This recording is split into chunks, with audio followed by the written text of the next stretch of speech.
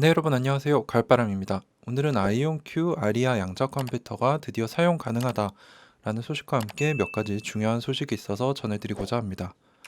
첫 번째로 아이온큐의 아리아 시스템, 이제 관심 있는 분들은 들어보셨을 텐데 이 최신 양자 컴퓨팅 시스템이 마이크로소프트 아주어 퀀텀 클라우드에서 드디어 사용 가능해졌습니다. 그래서 3월 21일에 나온 뉴스인데요. 아이온큐가 이제 마이크로소프트의 아주어 퀀텀 클라우드 플랫폼에 아이온큐의 아리아, 이제 최신 양자 시스템을 사용 가능하도록 계약을 했습니다.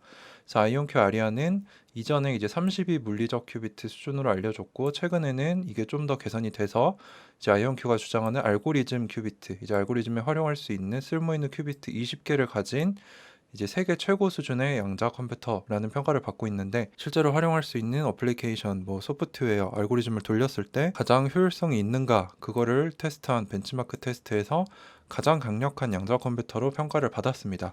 그래서 이에 대해서 아이온큐 CEO인 피터 제프맨 사장님은 뭐라고 하셨냐?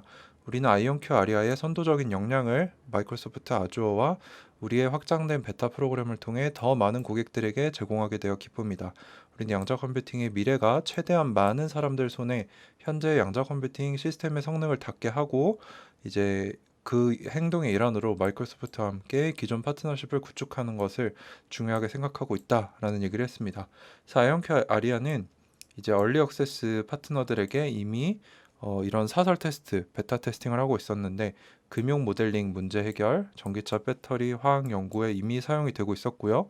이제는 추가 고객들이 머신러닝과 물류 부분에도 사용을 할 계획이다라고 합니다.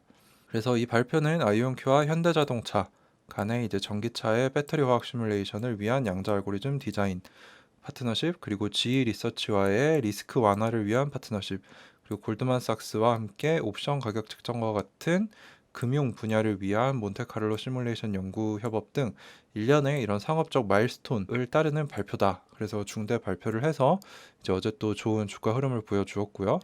이제 다음 뉴스는 구글과 관련돼 있습니다. 이제 아이온큐의 2대 대주주인데 구글이 양자 기술 그룹인 샌드박스를 스핀오프하기로 했다라는 소식입니다. 3월 21일에 나온 뉴스인데요. 알파벳의 양자 기술 그룹인 샌드박스가 독립회사로 스핀오프하기로 했다라고 밝혔습니다. 샌드박스는 이제 잭 히더리라는, 이제 제가 찾아봤는데 생각보다 베일에 쌓인 인물이더라고요. 이분이 2016년에 설립을 했는데 알려진 바가 별로 없고, 알파벳에 이제 여러 사업부가 있는데 그 중에 기타 베팅, 이제 신사업 분야라는 거죠. 그래서 문샤스의 부서 X의 외부에서 별도 그룹으로 운영이 되고 있었는데, 최소한 부분적으로 양자 기술을 활용하는 소프트웨어를 개발하고 있다고 합니다. 이제 엔터프라이즈 소프트웨어라서 기업적인 수준에서 사용하는 소프트웨어를 개발하고 있는데, 이제 양자 기술을 활용을 하고 있다라고 알려져 있고, 이미 많은 유명 투자자와 고객들을 확보했다라고 전해집니다. 그래서 캘리포니아의 팔로알토, 이제 실리콘밸리에 위치하고 있고 임직원은 55명 규모로 그렇게 크진 않은데, 이미 구글의 전 CEO인 에릭 슈미츠, 이분이 이제 이사회 의장을 맡게 되었다고 합니다. 그리고 뭐 브라이어 캐피탈, 세일즈포스의 설립자인 마크 베니오프의 타임 벤처스, T 로우 프라이스, 뭐 뮤추얼 펀드 등 제가 잘 모르는 데도 있는데, 이제 미국에서 꽤 유명한 투자자와 이제 펀드들이 투자를 하고 있다고 합니다. 그래서 이 부분에 대해서 이제 아이온큐에 또 어떤 영향을 미치게 될지, 이제 아이온큐의 대주주인 구글이기 때문에 이 부분을 좀 더 우리가 모니터링하면서 공부해 볼 필요가 있을 것 같고요. 마지막으로는 이제 IBM이 초전도체 쪽에 이제 리게티와 이강 구도를 형성을 하고 있는데, 이온 트랩 진영의 이제 후발주자인 허니웰에 퀀티넘에 투자했다라는 소식이 전해졌습니다. 그래서 저는 이걸 사실 저번 달에 들어서 알고 있었는데, 최근에 저희 카톡방에서 화두가 돼서 한번 담아봤습니다. 그래서 초전도체 방식으로 큐비트를 구현하는 IBM이 경쟁 방식인 퀀티넘, 이제 퀀티넘은 허니웰, 이제 하드웨어를 만들던 이온 트랩 하드웨어를 만들던 허니웰과 이제 소프트웨어 알고리즘을 만들던 케임브리지 퀀텀 컴퓨팅이 합쳐져서 만든 회사인데, 이 이온 트랩 방식 분야의 회사에 투자를 했다고 합니다. 그래서 왜 이 투자를 했을까라는 의문점이 드는데요. 뉴스에 의하면 현재 밝혀진 거는 IBM이 IBM 퀀텀 허브라는 걸 가지고 있습니다. 이제 IBM의 양자 기술에 대한 뭐 교육, 연구, 개발, 온라인 액세스 등을 제공하는 지역에 있는 연구 센터인데, 이거를 확장하기 위해서 IBM 벤처스가 25밀리언 달러를 퀀티넘에 투자했다라고만 밝혀져 있습니다. 그래서 뭐 정확한 계약 조건은 공개가 되지 않았는데, 이제 좀 더 깊은 기사를 찾아봤더니 IBM의 이런 공시에는 관련 사항이 나온 게 없는데, 이제 이 퀀티넘 두 개가 합쳐진 것 중에서 케임브리지 퀀텀 쪽의 재무 공시를 보면은 123만 주를 누군가가 2,500만 달러를 주고 인수를 했다고 합니다. 304억 원 정도가 되는데 이게 기가 막히게 25밀리언 달러랑 떨어지죠. 그래서 IBM이 이제 케임브리지 퀀텀의 지분을 사들인 걸로 확인이 됐고요. 그래서 IBM의 최근 행보를 제가 여러 번 말씀을 드렸는데 지지부진한 모습을 보여주고 있습니다. 그래서 뭐 새로운 프로세서가 나와도 구체적인 스펙을 공개하고 있지 않고요. 그리고 스펙을 공개하더라도 뭐 클럽스 같은 속도가 감소하기도 하고 퀀텀 볼륨 같이 이제 큐비트의 품질이 떨어지는 이런 안 좋은 모습들을 보여주고 있었어요.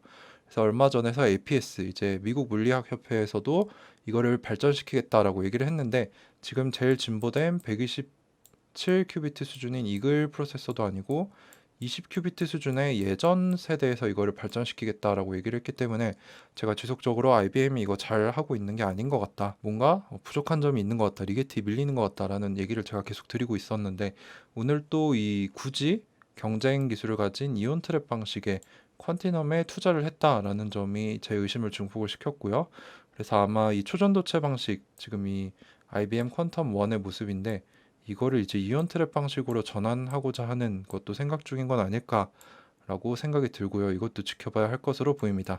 만약 이 IBM이 이온 트랩 방식으로 옮겨오고 초전도체 방식을 버린다면은 이제 아이온큐한테는 또 호재가 될 수 있죠. 왜냐하면 이온 트랩 방식과 초전도체 방식이 지금 가장 큰 양강 구도를 형성을 하고 있는데 이제 초전도체 방식이 망해가는 모습을 보여준다면 이온 트랩 방식에 더 좋은 소식일 수밖에 없을 것 같습니다. 네, 그래서 오늘 이렇게 세 가지 소식, 아이온큐의 최신 버전인 아리아 양자 컴퓨터가 사용 가능해졌다. 구글의 비밀 양자 소프트웨어 개발 기업인 샌드박스가 스핀오프를 하고 IBM의 수상한 퀀티눔 투자, 이렇게 소식 세 가지 빠르게 전해드렸습니다. 네, 오늘도 끝까지 시청해주셔서 감사드립니다. 가을바람이었습니다.